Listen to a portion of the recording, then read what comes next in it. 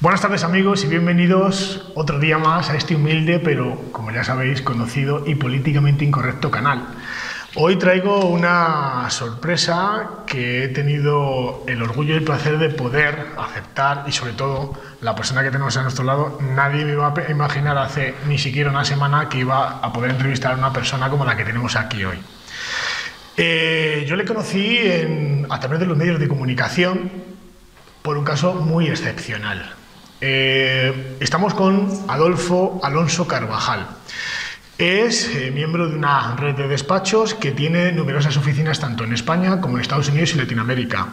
Ha estudiado tanto Derecho Civil, Mercantil, se especializó en Derecho de Familia, es doctor en Derecho por la Universidad a Distancia y, bueno, pues tiene un currículum muy extenso. Es una persona muy humilde y hoy tengo el placer de poder entrevistar a don Adolfo Alonso Carvajal. Buenas tardes. Encantado, muchísimas gracias. Muchísimas gracias.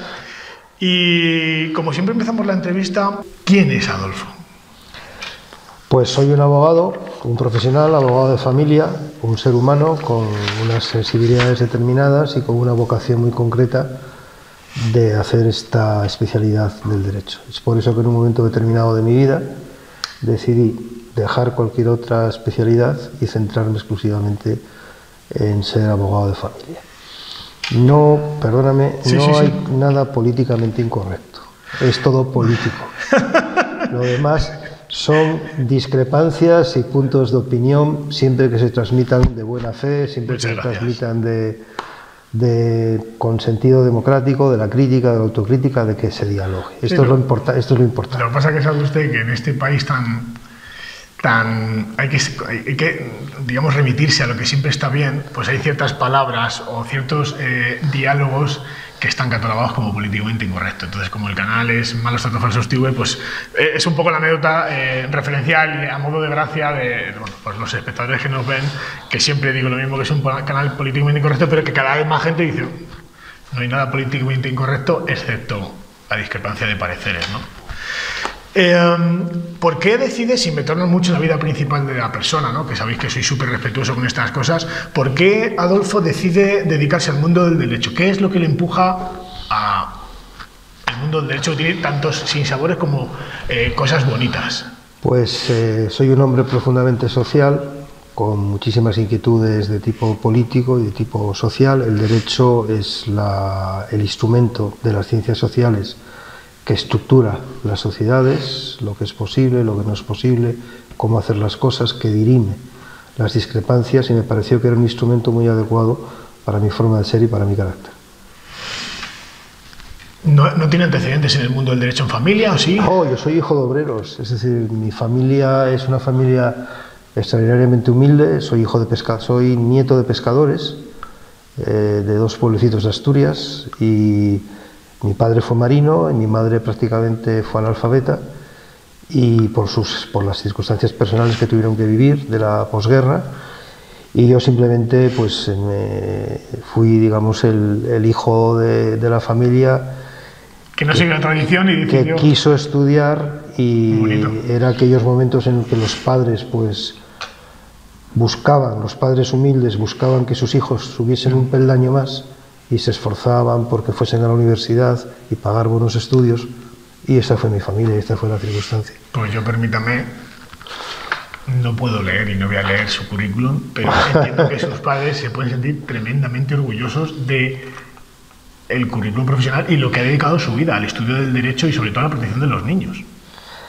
Bueno, quizás el hecho de venir de una familia humilde y de un barrio obrero y saber lo que son dificultades económicas en casa, me ha dado una medida de la vida que tiende a ser solidario. Que eso no se suele ver habitualmente, por eso me sorprende que con orígenes tan humildes estoy ante un verdadero profesional del derecho y una vida dedicada al derecho, de verdad, ¿eh? Olvidémonos el currículum. Perfecto. Supongo que como letrado, como abogado, ha mediado en cientos de procesos judiciales, unos mejores, peores, más fáciles, más difíciles, pero ¿qué cosas, qué sinsabores en algún proceso judicial que recuerde con más o menos discreción, qué cosas recuerda con más, vamos a decir, nostalgia. ¿Qué sinsabor le ha dejado la vida del letrado en los procedimientos judiciales del día a día? Quizás uno de los casos iniciales en materia de sustracción interparental de menores en España, cuando el tema todavía no había salido, que fue el caso de una mujer a la que le llevaron una hija a un país determinado, y fue no conseguir resolver el tema. ¿Qué le queda a una persona tras dejarse la piel seguramente tras horas y horas de estudio, meditación, hablar con el Ministerio Fiscal, llegar a un juicio o mediar en los conflictos muchas veces? ¿Qué le queda a un letrado o a una persona como usted? ¿Qué sensaciones? Agridulce, en la medida en que uno se mira a uno mismo y dices, lo he hecho todo, es decir, he hecho todo lo que estaba a mi alcance. Tristeza cuando oyes a un juez decirte, señor letrado, usted está estrujando mucho los pliegues de su toga. Y luego un sabor quizás especialmente triste porque no se consiguió la localización de la menor, desapareció muchos años y volvió a aparecer cuando era mayor de edad. Buscó a mi cliente y la rechazó. Madre mía. Como no me gusta dejar mal sabor de boca, por el contrario, ¿qué cosa recuerda con gran felicidad? La primera vez que conseguí resolver una situación de sustracción interparental de menores y hacer que dos niños se reencontrasen con su madre. ¿Tras cuánto tiempo? Un par de años y muchas cosas. Como vamos a entrar más profundamente luego, cómo conozco a este hombre en los medios de comunicación, ¿cuánto tiempo lleva usted dedicándose a la sustracción de menores? Es decir, ¿de cuánto estamos hablando? Porque aquí se conoce con casos más o menos mediáticos, pero ¿cuánto? Yo no conocía las cifras de la sustracción de menores en España hasta hace relativamente poquito. Desde el año 95 aproximadamente, que no se conocía el fenómeno. Entonces se configura una asociación que se llama la Asociación para la Recuperación de Niños Sacados de su País, y ahí se empiezan a agrupar un grupo de padres y madres que tenían esta situación. Este grupo de padres y madres se empiezan a movilizar y consiguen sacar a la luz la bolsa de asuntos que en ese momento había. Esto generó que en el año 2000 se presentase un informe al Defensor del Pueblo sobre esta situación, que era conocida en otros países, pero que en España era muy incipiente a nivel de conocimiento, y el Defensor del Pueblo hizo una serie de recomendaciones y a partir de ahí pues empezó a evolucionar, y hoy en día pues es un fenómeno a nivel de trabajo profesional y de tratamiento profesional normalizado, en la medida en que se saben ya cómo hacer las cosas, se ha modificado la legislación, se ha modificado el Código Penal, se ha modificado la situación de obtención de pasaportes, documentos nacionales de identidad, se ha tipificado el hecho como constitutivo de delito, se ha establecido las medidas cautelares para intentar la prevención de sustracciones interparentales de menores. Entonces, frente a la situación que había en el año 95, se ha evolucionado muchísimo. Yo ya he hecho mi labor y ahora ya otra generación de profesionales ya están muchísimo mejor preparados que en aquellos momentos cuando empezábamos los padres y las madres y yo como abogado de esta asociación empezábamos a trabajar en este tema. ¿Ha sido progresivamente el escalón de empezar a trabajar con estos casos y notar que la justicia y la sociedad empieza a aceptar este tipo de casos de cara a trabajar a ellos? ¿O ha habido una evolución, no sé, 5 o 10 años últimos? ¿Ha sido progresivo? No, ha sido progresivo. Ha sido progresivo. Ha sido progresivo, sí. ¿Qué tienen los niños, por curiosidad, para un letrado, como digo, que prácticamente ha tocado todos los palos del derecho, pero que en un momento determinado decide especializarse en la sustracción de menores, en el derecho nacional e internacional? ¿Qué tienen los niños para Adolfo? Bueno, los niños es lo más importante de los problemas familiares, de las crisis familiares. Es decir, yo me muevo en lo que yo llamo el derecho del límite. Es decir, es la forma que yo tengo de hacer la abogacía con mis virtudes y mis defectos, con mis aciertos y mis errores. Pues es un terreno muy incómodo, porque es un terreno donde no es un terreno trillado, es decir, no es un terreno de una separación o un divorcio convencional, es el territorio de las relaciones personales límite, donde vemos al ser humano en las peores situaciones y las mejores. Correcto, que es lo que le explicaba esta semana a un periodista, ¿no? Que mi territorio es un territorio donde yo conozco al ser humano en lo mejor y en lo peor. Le advierto que lo mejor es fantástico, también. Y en lo peor lo más horrible. Y lo peor es difícil de gestionar. Entonces, cuando yo decido hacer esto, no estoy especialmente pensando en la sustracción interparental de menores, sino que estoy pensando en dónde puedo entrar como abogado, como científico del derecho y como ser humano que utiliza el derecho para intentar ayudar a los demás, dónde puedo entrar yo, donde quizás no mucha gente entra. Es como ir en moto y ir pasado de frenada. No, vale. Vale. Entonces, y es a partir de ahí donde, no pensando específicamente en los niños, pero sí me encuentro con la realidad de los niños víctimas del conflicto. Sí, correcto. Hablamos de secuestro parental, algo que para usted es obvio, yo empiezo a conocerlo un poquito, pero para la gente que es ajena a todo esto y que pueda estar ante una posible situación de secuestro parental, ¿qué es en sí el secuestro parental? Desde el punto de vista psicológico es un golpe seco. Es decir, es un acto súbito, no anunciado, repentino, por medio del cual uno de los dos progenitores, el padre o la madre, decide cambiar de residencia a los niños en contra del consentimiento o del conocimiento de la madre y llevarlos a otro país. El objetivo de esto puede ser plural, pero básicamente hay una intención, por muchas razones, hay una intención de apartar a los niños de la relación con el otro progenitor. Los ingleses utilizan una palabra que le llaman el left behind, que es el dejar atrás. Hay un padre al que se deja atrás. Un pasar página, ¿no? No existe, borrarle del mapa. Hay diferentes gamas, diferente abanico, pero la intención es conseguir el control sobre los niños, apartando al otro en mayor o menor medida y dificultando la relación de los niños con el padre. Esto genera un daño a los niños. No todo, los convenios internacionales también prevén la posibilidad de que un traslado ilícito de menores, que se llama así técnicamente un traslado ilícito de menores, pueda estar justificado entre comillas, pero siempre cuando una restitución, una vuelta del niño al lugar de su residencia anterior, le pueda suponer un peligro al niño para la integridad física o psíquica del menor. ¿Qué pasos? Porque yo empiezo a conocer casos en función de las entrevistas que voy haciendo y los casos mediáticos que van llegando, pero claro, usted como profesional, ¿qué pasos, es decir, el sótaco de un rey, si es que lo hubiera, qué pasos suelen seguir tanto el que secuestra y qué paso debe seguir el papá al que se han secuestrado a sus hijos? ¿Hay algún tipo de programática? No, como digo, el sustractor hace un golpe seco, no anunciado.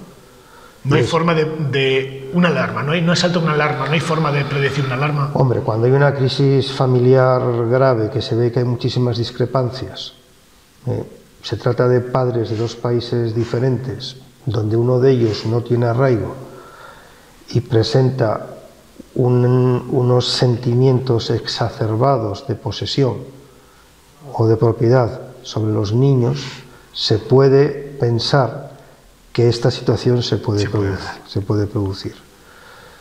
Ese es el tipo de alarma. Ese mensaje tan sutil que acaba de dar es muy sutil, pero es suficientemente representativo para que algo salte en la cabeza del padre o presunto padre que se va a quedar sin su hijo o su hija. Correcto. Entonces, cuando yo empiezo en el año 95, no había ninguna medida. Cuando saltaban las alarmas y alguien iba a decir, oiga, que me han saltado las alarmas, no había ninguna medida legal al objeto de proteger. Entonces, cuando saltan las alarmas, ahora sí que hay instrumentos para proteger frente a una posible sustracción interparental de menores, que es el artículo 158 del Código Civil, que en aquel momento no existía. Efectivamente, las medidas urgentes de cierre de fronteras, medidas urgentes de retención de pasaportes, de documentación de viaje, se puede intentar. Efectivamente, se puede intentar. Sí, se puede. No significa que se consiga. No, está claro, se puede intentar. ¿Cuál es lo primero? Yo soy un padre y mi mujer de X país me da un golpe, ese golpe en seco, llego a mi casa ahora mismo tras esta entrevista y veo que los armarios se han vaciado, me faltan 2 maletas, mis hijos y mi mujer no están. ¿Qué es lo primero que tengo que hacer? Ir a la policía para hablar con ellos, para ver si se presenta una denuncia o no se presenta una denuncia. Creo que en todo caso hay que intentar la presentación de la denuncia. Y luego, teniendo en cuenta cuál es la nacionalidad del padre o de la madre que realiza ese golpe seco, pues ver si hay un convenio internacional o no entre los 2 países que permita trabajar esto desde el punto de vista civil. Entonces hay 2 vías, que es la vía penal, denuncia posible delito de sustracción interparental de menores, tratamiento penal, y el tratamiento civil, que es la aplicación, si es que hay convenio, la aplicación del Convenio de La Haya del 25 de octubre de 1980. No hay otra forma inmediata de poder resolver esta situación, y sobre todo no ponerse nervioso, no pensar que esto se puede solucionar de la noche a la mañana. Correcto. ¿Entendéis que la desesperación, cuando os digo la cabeza siempre tiene que estar fría y pensar en caliente lleva a fallos? Os lo está diciendo un profesional. Correcto. Es decir, este tipo de situaciones lo que genera es una explosión lógica, es decir, una hiperactividad. Se me han llevado, ¿qué hago? Tal cual. El no dormir, y la reacción inmediata es: tengo que conseguir la recuperación de los niños o la restitución de los niños lo más rápidamente posible. A lo mejor esto no es así. La magia no existe. A lo mejor puede que no sea así. Entonces, lo que hay que intentar dentro de lo posible es mantener la normalidad de vida. Pero es que estamos en una cosa que puede ser a largo plazo o puede ser a medio plazo, y que a lo mejor a corto no se resuelve. ¿Qué plazos estamos hablando? ¿Entre 3, 5 años? Imprevisible. Cada caso es completamente diferente, y entonces es un enorme, y quiero subrayar que pongo unas comillas muy gordas, es un enorme juego, comillas, no quiero decir que sea un juego, es un juego en donde hay que mover muchas piezas. Es una especie de juego de ajedrez donde tienes que adelantarte a 3 o 4 jugadas. Correcto, tienes que mover muchas piezas, y además no sabes la pieza que te va a mover la otra persona, te va a mover piezas, y tú no sabes cómo va a acabar la partida, porque no sabes qué piezas vas a mover. Lo que sí sabes es que tienes que poner las piezas encima del tablero. Fíjese, con la tranquilidad que lo cuenta y la seguridad, no me gustaría verme en una situación de esas, porque no sé si sería capaz de tener tranquilidad, pensar con serenidad y no desquiciarme, aun estando en las mejores manos de un letrado. Pero me han quitado mi vida, me han quitado mis hijos. Bueno, de hecho, se producen secuelas psicológicas y daños psicológicos para los padres que sufren una situación de este tipo, y en 2 asuntos que llevé se condenó al Estado español por inadecuado funcionamiento de la Administración en 2 contenciosos administrativos ante la Audiencia Nacional, y ahí se condenó al Estado a pagar por las secuelas psicológicas, estrés postraumático, depresión, ansiedad que habían sufrido. No sabía yo que se podía condenar al Estado. Bueno, sí sabía que se podía condenar, otra cosa es que se consiguiera. No sabía yo por inadecuado control de las fronteras. Inadecuado control de las fronteras, sí. Es una pregunta absurda, pero como yo soy un desconocido en estos temas y trato con una persona, tengo que sacar el máximo jugo a toda su información. ¿Son conscientes las administraciones públicas y los medios de comunicación del grave problema de los secuestros de los niños hoy en día en España? Es decir, las cifras que yo manejo aproximadamente son una media de 330 casos de niños secuestrados internacionalmente. De media, solamente se consigue recuperar el 3%, pero estamos hablando de que secuestros internacionales, estamos hablando de cifras de 2.000 niños al año. ¿Es una lacra, es un drama? ¿Se está tapando todo esto? ¿Somos conscientes como sociedad? No, yo creo que somos conscientes. No, o sea, si la sociedad no sé si es consciente o no. Lo que sí puedo afirmar es que desde el punto de vista administrativo, desde el punto de vista del Estado, sí que creo que existen los medios en este momento para poder resolver estos problemas. Yo las estadísticas en este momento no las sé. Las estadísticas iban en aumento, pero son estadísticas relativas, porque las estadísticas que se manejaban eran estadísticas de casos que daba el Ministerio de Justicia. No sé si nos estamos refiriendo a esta estadística. Sí. Ya, pero es que el Ministerio de Justicia no conoce el total de los casos, porque el Ministerio de Justicia solo conoce los casos en los que interviene el Ministerio de Justicia. Entonces hay que distinguir dos territorios de sustracción interparental de menores. Los que se conocen y los que no. Aquellos en donde hay un convenio internacional, en donde interviene el Ministerio de Justicia y tiene noticia de que se ha producido esta sustracción, y esas son las estadísticas oficiales. Pero luego hay otra serie de países que no, entonces esas no se saben. O sea, que más o menos, salvemos las distancias, podría ser como el número de suicidios, que son los constatables, y el número que lo intentan, que hablan de 5 veces superior. Es decir, que una cosa es lo que el Ministerio de Justicia conoce como datos objetivos porque está investigado, y otra cosa es los que realmente se producen, que no se pueden investigar o no se pueden seguir, porque ahí no hay estadísticas, porque es imposible que haya estadísticas. Es decir, si se produce una sustracción interparental de menores de un país como Kirguistán, España. creo que hay un amigo que se llama Carlos, que por ejemplo Kirguistán no tiene...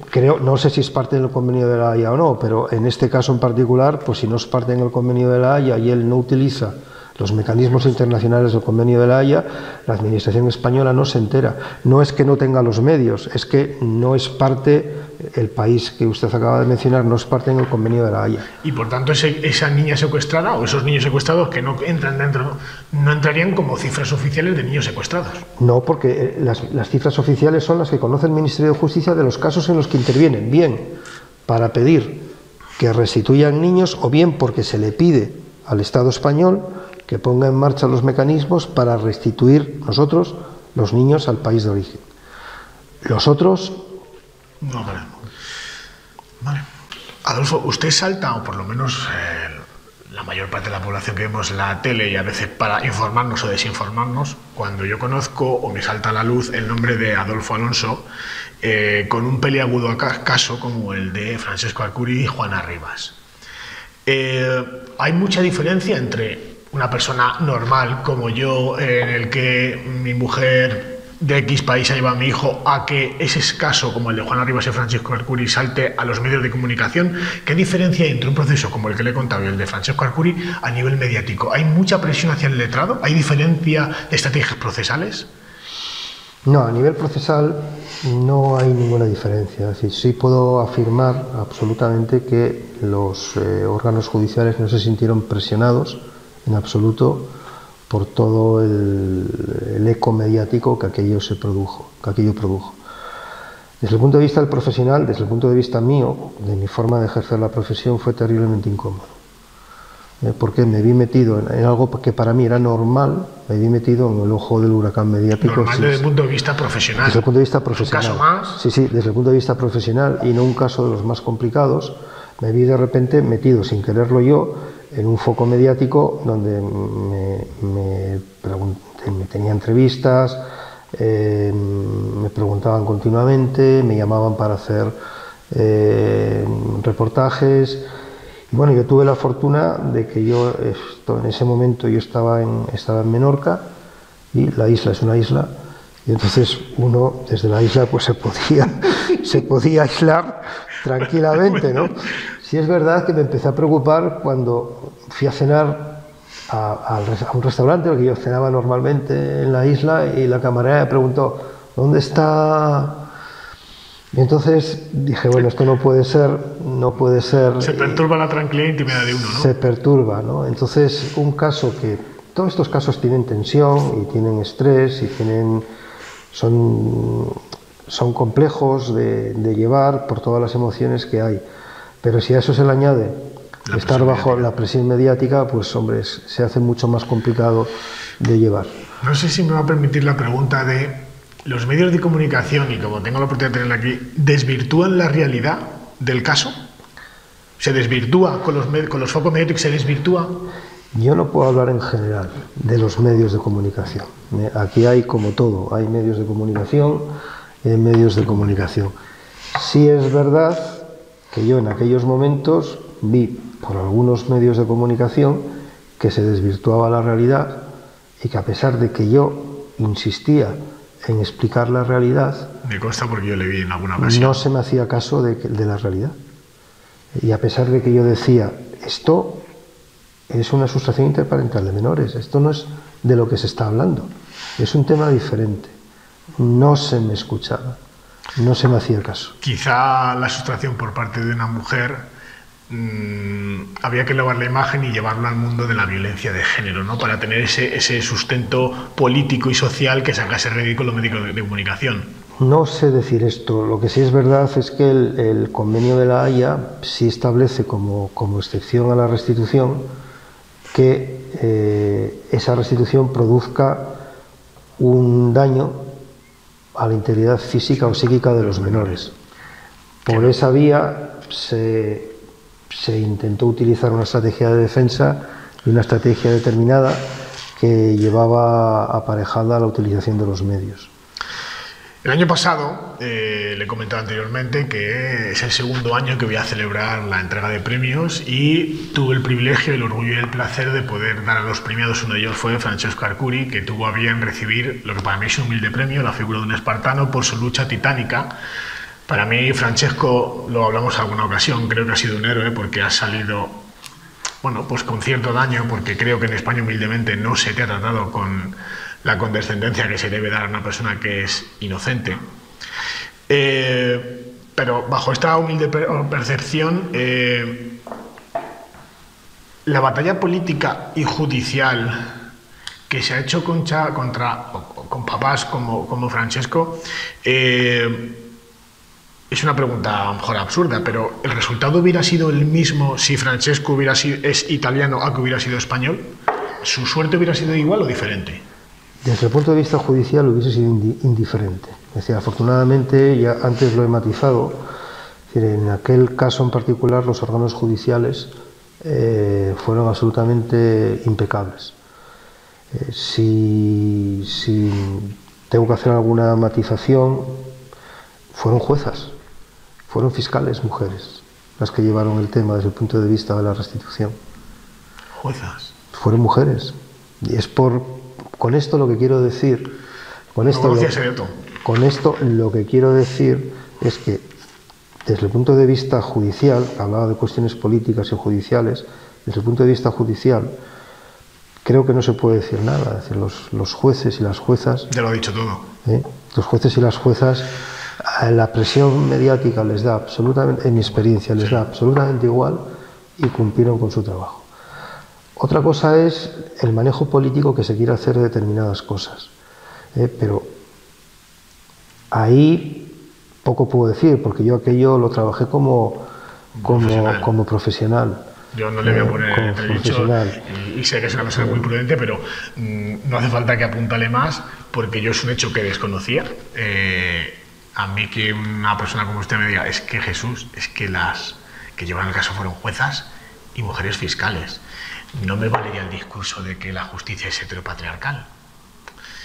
Es que tenemos la palabra de un profesional que ha llevado ese caso. Entonces, yo le agradezco ese dato. Yo lo desconocía. Es que no hay más que añadir. Si quiere usted añadir algo más... No, si lo digo con toda normalidad. Es decir, es que en el mundo judicial, en mi experiencia y en mi práctica, el género, desde el punto de vista de jueces, el género no afecta. Son imparciales, no afecta, hombres créame, o mujeres. Bueno, son y deben ser imparciales. Son profesionales y ellos, en mi experiencia, no funcionan con criterios de género. Desde la humilde percepción que tiene este humilde papá, que hoy tiene el placer de entrevistar a un letrado de la categoría de Don Adolfo, yo no sé si estos datos se corresponden con la realidad, pero España tiene un índice superior en cuanto a sustracción de menores con respecto a otros países de la Unión Europea. No sé si conoce el dato. La sustracción de menores, quizá con casos como el de Juana Rivas, parece que se están banalizando y quizás se está haciendo ver o dando un mensaje de que sustraer a menores, siempre y cuando sea para su o por su protección, no tiene consecuencias penales. España sí las tiene porque fue condenada. Sí las tiene. Vuelvo a decir lo mismo. Usted me habla de político y de judicial. Vale, sí. Judicialmente, efectivamente, tiene usted razón. Tiene consecuencias de 5 años y medio. Las tiene. Vale. Se podría preguntar, si se puede contestar, ¿cómo es posible que en caso de un señor con una... No se pueden comparar porque probablemente don Adolfo no conoce el tema jurídico del caso que voy a hablar, ¿no? Pero yo entiendo 2 y 2 son 4. Si se condena a un señor por, vamos a suponer, el secuestro de un niño a 1 año y son 2 niños, sería 1 año y 1 año. Si se condena a 5 años y medio, ¿cómo puede ser que la justicia, la que estamos defendiendo, considere en un secuestro de menores? Defiendo a los jueces. Es decir, por utilizar la palabra defender, no es que esté defendiendo a la justicia. La justicia... No, digo que estamos defendiendo la justicia en este punto. Es decir, que estamos de acuerdo en que se ha hecho justicia, es decir, se ha condenado.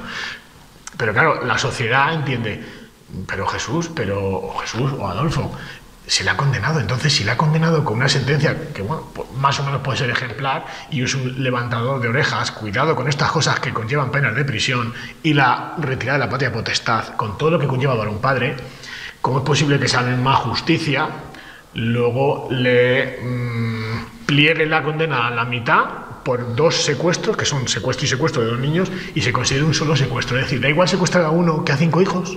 Es un problema jurídico. Si el Tribunal Supremo o el órgano que dictó la resolución definitiva lo considera así, es una cuestión puramente técnica. Vale.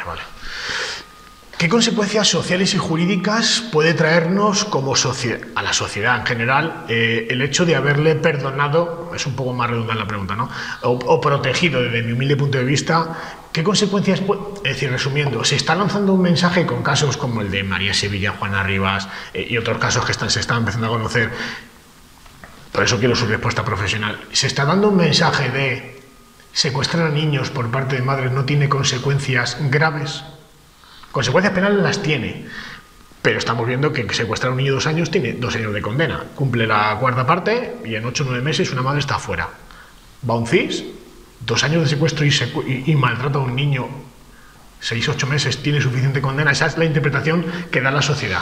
Es un problema del Código Penal, es decir, es un problema de si se considera que no tiene suficiente condena, lo que hay que hacer es modificarla, incrementar las penas. Pero efectivamente, no hay más respuesta.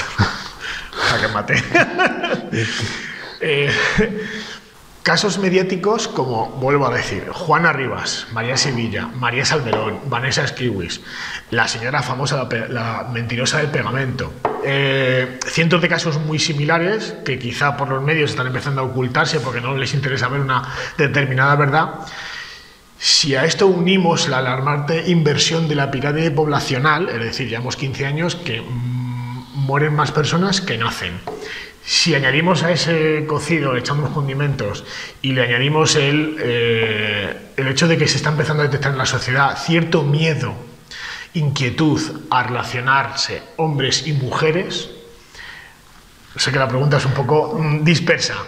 ¿Ese tipo de casos están haciendo ver a los hombres que el futuro con las mujeres se está peligrando? Es decir, ¿qué tipo de futuro? El tipo de futuro de formar una familia, de tener un domicilio con una casa, unos hijos. No. Esa percepción usted no la tiene. No. Me alegra, porque como le he comentado antes, fuera de cámara, a través de una psicóloga, me saltó un mensaje de alarma y me dice: Jesús, es que los adolescentes están empezando a preocuparse antes de comprarse un móvil con su primer sueldo, un coche, irse de vacaciones o comprarse una tabla de surf, se van a hacer la vasectomía. Claro, cuando se lo he contado a él... Claro, es que eso lo habla desde el punto de vista de psicóloga, yo hablo desde el punto de vista de abogado. Ese peligro usted no lo ve. No lo ve. A mí por lo menos me deja tranquilo. No. Para ir terminando, ¿cómo ve el futuro? Padres-hijos, mamá, papá, hijos, en el mundo del derecho, la justicia con respecto a la situación de menores. Es decir, ¿vamos a ir a mejor? ¿Va a haber una justicia que ponga blanco sobre negro que esto es un delito muy grave? ¿Se va a poder, o cree usted que debe modificarse la legislación, el Código Penal, para que se endurezcan las penas porque no hay suficiente pena? Es decir, ¿cuál es el futuro que usted ve a largo plazo? Vamos a ver, yo creo que el presente fue futuro. Es decir, nosotros en la situación en la que tenemos ahora, es una situación absolutamente extraordinariamente buena respecto de la situación en la que empezamos a trabajar en el año 95, en el año 96. Si es o no suficiente pena, depende de cada caso en particular. La pena que hay produce mucha modulación, hay mucha gama. Fíjese que a mí no me preocupa tanto el tema de la sustracción interparental de menores, si el tipo es mucha pena o no mucha pena, sino que a mí me están preocupando otros temas del derecho de familia. Por ejemplo. Por ejemplo, las ejecuciones de las sentencias. ¿Las? Ejecuciones de las sentencias. Entiendo. En temas civiles, en materia de cumplimiento de régimen de visitas. Sí, sí. Vale, la despenalización se refiere. Por ejemplo, vale. Es verdad que fue... Me encantaría que se explaye, decir, ¿qué podríamos hacer desde el punto de vista profesional? Yo creo que cambiar el procedimiento de ejecución de sentencia. El procedimiento de ejecución de sentencia no protege suficientemente el cumplimiento del régimen de visitas. Es decir, las consecuencias previstas en la ley para los incumplimientos, y no hablo de género, padre, madre. Los incumplimientos son por ambas partes. Por eso digo, aquí yo estoy pensando en menores. Lo importante es que los menores tengan las garantías de que van a ver a papá o a mamá. Es su derecho fundamental. Es Pacto de Derechos Civiles, Naciones Unidas. Los menores tienen el derecho fundamental de tener las máximas relaciones posibles con su familia, con su padre y con su madre. Estamos hablando de un ambiente normal donde no haya violencia. No, pero cuando hay una crisis, yo me siento muchas veces muy impotente de que los instrumentos legales que tengo no me ayudan a resolver coactivamente la situación. Me veo en situaciones muchas veces muy impotente también cuando no quiero poner nombres, porque a veces poner nombres genera una discusión que sale del foco del objetivo. A mí me preocupa muchísimo ver que hay niños y niñas que rechazan a su padre, a su madre, sin saber por qué. ¿Eso a usted le extraña? No, lo que me quejo es de que el sistema no investiga, no esté suficientemente preparado para poner fin a esto. Sí, se le puede preguntar, ¿cómo llama usted a eso? No lo llamo. No le da nombre. No le doy nombre. ¿Le puede decir malmeter? ¿Se puede decir? Podemos hablar de un proceso continuado en el tiempo por medio del cual uno u otro progenitor interfiere, está mandando mensajes a un niño negativos sobre el otro. Sí. Vale, sí, si es que es tan sencillo como eso. No vamos a decir ese famoso nombre que está prohibido. Entonces, estos procesos son reales. Existen. Son reales. Se lo digo con ironía. Es que hay gente que se lo niega, que eso es imposible que exista. Yo lo que no hago es calificarlo. Como profesional, yo los veo. Es decir, yo veo muchas veces reacciones de niños en relación con un padre, otro padre. Que de noche a la mañana. O a lo mejor son progresivos y a lo mejor el padre incluso o la madre tiene una mala gestión de la situación y no puede con ella, pero que se niegan de manera exacerbada e injustificada a ver a su otro progenitor. Como ha dicho usted, sin un motivo. Sin un motivo lo suficientemente serio, solvente y apreciable como para entender qué está pasando aquí. Entonces yo, como abogado, lo que me siento es muy impotente de que yo, desde el punto de vista del derecho, muchas veces no consigo los instrumentos para que mi cliente, padre o madre que se ve en esta situación, pues pueda recuperar una relación con su hijo. Es decir, si a mí se me deriva a servicios sociales, si a mí se me deriva a salud mental pública, si a mí se me deriva a otros instrumentos, yo lo que estoy viendo es que esos instrumentos no son suficientes para cambiar esto. Habría que reflexionar, yo no soy abogado y no me voy a pronunciar, pero habría que reflexionar sobre qué mecanismos se le pueden dar. Correcto. Si yo fuese, vamos a hacer una hipótesis, ¿vale? Abrimos un paréntesis. Imagínese que yo soy legislador y usted, como civil o como profesional, más que nada, ¿qué le pediría al legislador para que usted tuviera, qué herramientas hace falta que yo cree para que usted pueda proteger a esos niños? Si es necesario apartar temporalmente a los niños del foco que les está generando esa situación, Cada caso es un mundo. Cada caso es un mundo, sí, pero... Por favor, entiéndame, cada caso es un mundo. Ya con su respuesta está siendo muy valiente. Yo sé que le estoy llevando un camino complicado, y está siendo muy respetuoso, pero lo que quiero es que la gente tenga que es que los letrados no tienen las herramientas que necesitan. Es decir, ellos muchas veces se ven con las manos atadas. Muchas veces yo no tengo las herramientas que podrían poner fin a una situación que como ser humano y como abogado, en los dos planos, entiendo dolorosa porque yo mismo no lo puedo entender. Pues no sabe cómo le agradezco la sinceridad que está teniendo, porque es lo que veis, es decir, a buen entendedor sobran palabras. Que conste que no politizo, hablo de la forma más aséptica posible, que nadie se pueda sentir mal por lo que digo, ni por cuestiones de género, ni por ningún tipo de cuestiones. Hablo de padres, madres, hablo de niños y hablo como profesional. Y yo me siento muchas veces que no tengo como abogado los instrumentos necesarios para poder resolver un problema. Como lo ha visto, en ningún momento ni tiento la suerte, porque no es la idea del ideario del canal, que está muy abierto.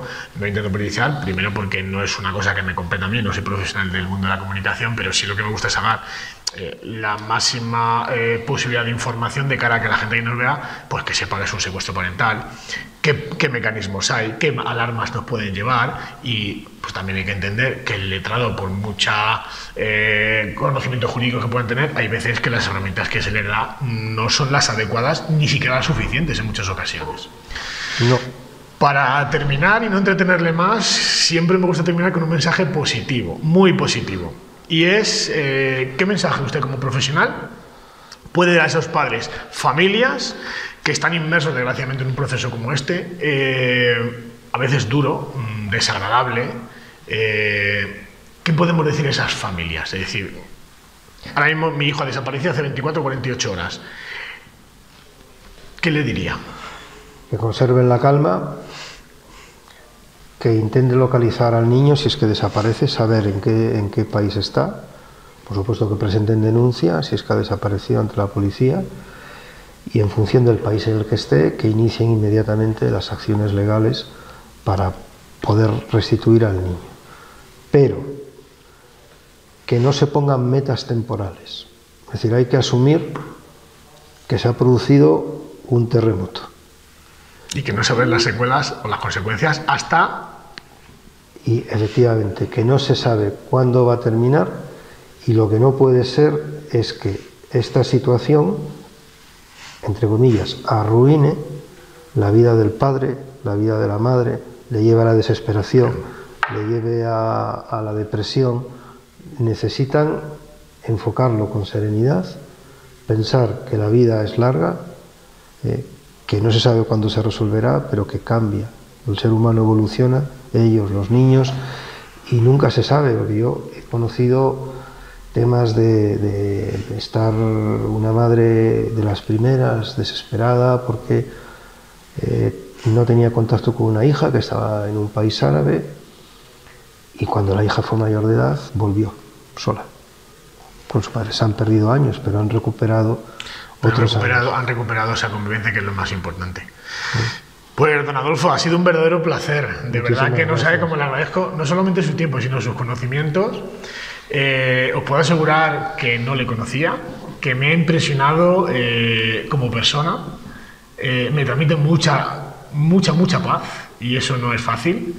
Creo que es un gran profesional y queda acreditado que tiene gran pasión por la defensa de los niños. No sabe cómo se lo agradezco. Muchísimas gracias a usted por la oportunidad de estar aquí, de poder comunicarme con las personas. Y a vosotros no digo más que si os gusta este tipo de canal, entrevistas, personas a las que traemos, darle un like, suscribiros al canal, y como digo siempre, levantaos cine otra vez hasta que los corderos se vuelvan leones. Fuerza y honor, amigos. Hasta la próxima.